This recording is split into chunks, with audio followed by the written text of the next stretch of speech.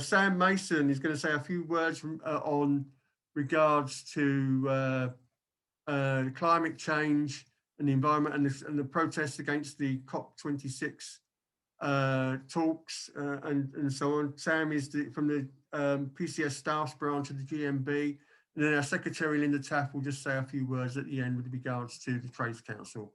Sam, can I bring you in?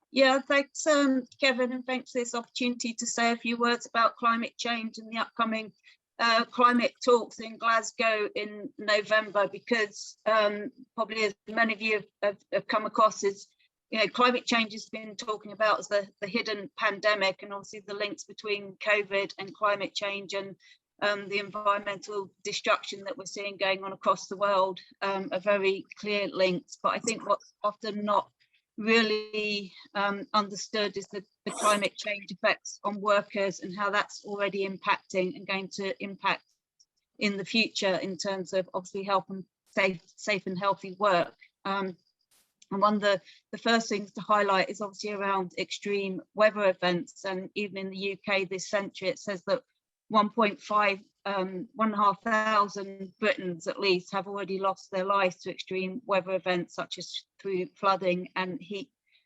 stress, and of course that all has impacts on workers as well, and particularly frontline emergency service workers. And it's always good to hear from comrades in the FBU, and I know talking to them in the past about having to deal with flooding incidents and the impacts of obviously austerity and the cuts to their members in how they deal with those, and having to do 8-hour shifts and sharing equipment, including clothes, when they're actually working in sewage water. And I think a lot of people don't sort of take that on board, that floods are sewage, raw sewage.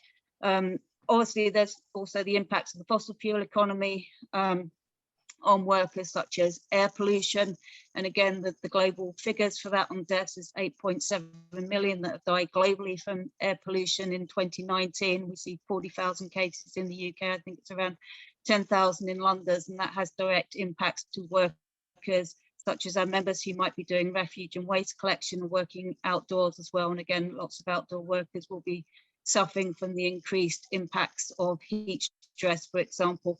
But I think the thing we have to be clear about when we talk about the future of work is that green jobs, or climate jobs as we refer to them, need to be safe and healthy jobs. So it's not just about having obviously lots of new work in the so-called green economy. We already know in the renewable sector where it's not well unionized, there are fortunately not reports of fatalities, but a weakness of governance around safe and healthy working practices.